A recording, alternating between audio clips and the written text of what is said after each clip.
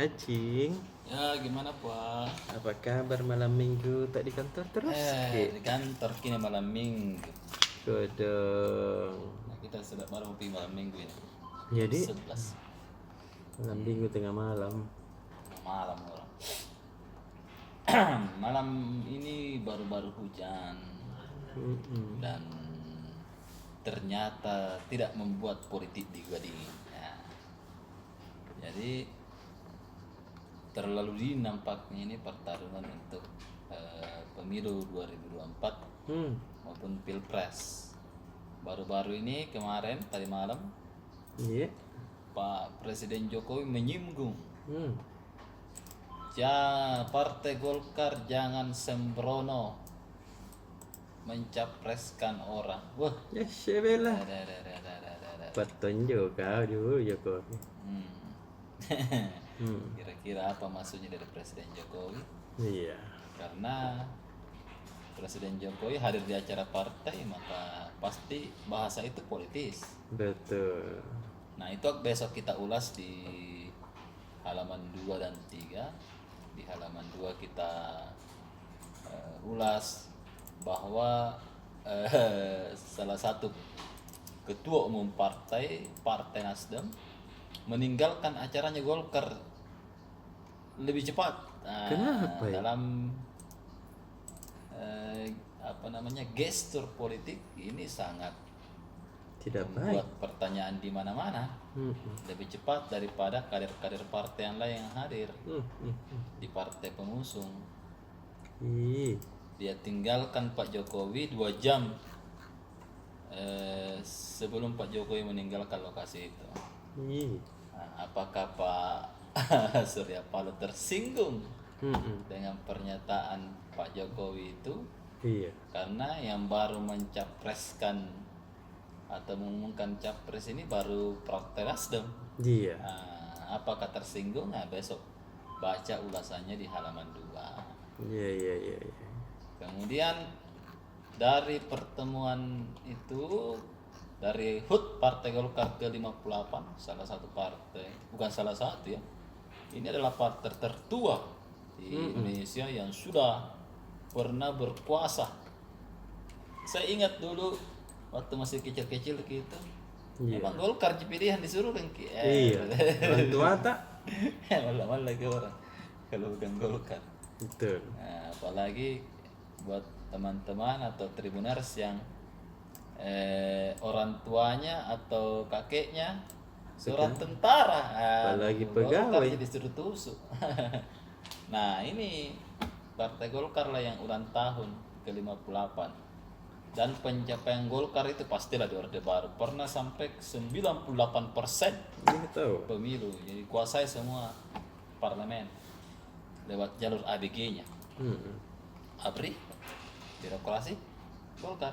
Nah, ini yang menjadi tapi setelah reformasi Puang, Iya. Golkar hanya 1 kali menang pemilu tahun 2004. Iya. Setelah itu kalah terus, kalah dari Demokrat tahun 2009.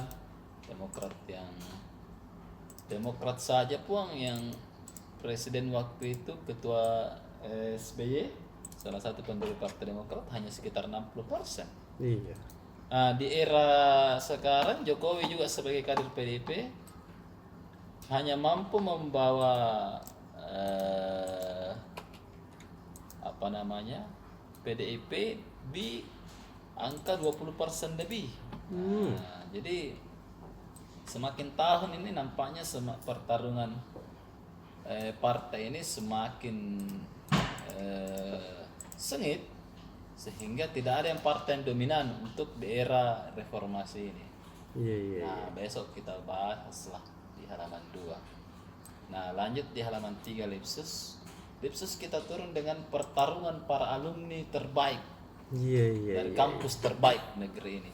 Jadi 2 pemimpin survei teratas ini, Ganjar Pranowo dan Anies Baswedan, itu berasal dari kampus UGM, Universitas Gadjah Mada Yogyakarta. Di antara 10 calon presiden teratas yang dari berbagai lembaga survei, mereka ini adalah alumni UGM yang menguasai.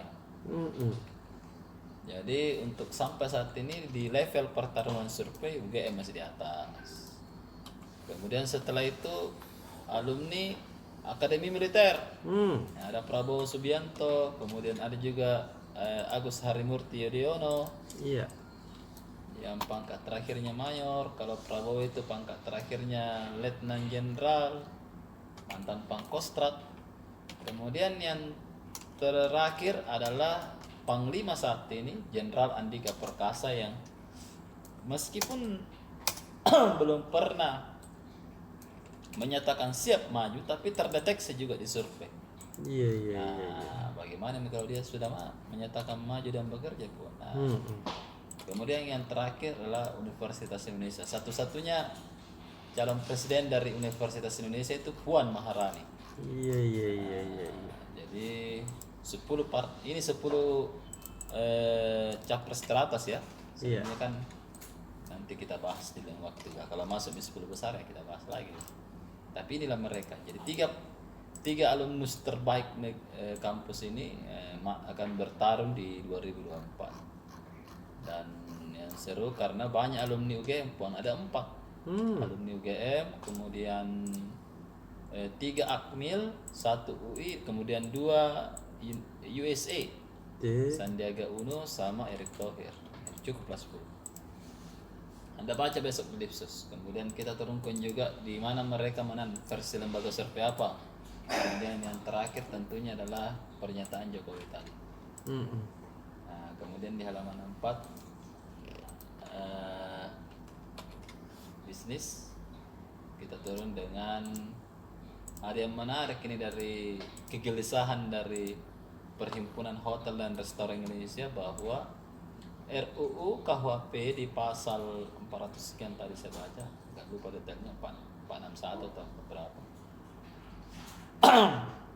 gelisah dengan adanya aturan bahwa ini menariknya nih RUU KUHP sampai mengatur detail barang siapa yang check-in di hotel tanpa memiliki hubungan suami istri maka akan dipenjara atau denda 1 tahun atau denda dipenjara 1 tahun atau denda. Ini yang menjadi pertanyaan. Sangat detail sekali tuh. Nah ini yang tadi diulas oleh Ketua PHRI Sulsel Anggiat Sinaga bahwa ini terlalu private nih. Iya. Sehingga bisa saja membuat tamu tidak tenang dan lain-lain. Anda bacalah besok bagaimana sebenarnya pernyataannya dari Anggiat Sinaga. Kemudian ada juga kerjasama dari Bansul Selbar dengan Fakultas Ekonomi Bisnis Unhas. Kerjasama di peningkatan SDM dan lain-lain. Kemudian Anda baca juga besok lah ada berbagai promo-promo di akhir pekan ini mumpung Anda libur ya. Itu saja Pondarka. Oke, Kakak Cinda. Terima kasih sudah nonton. Jangan lupa like, subscribe, dan share ya.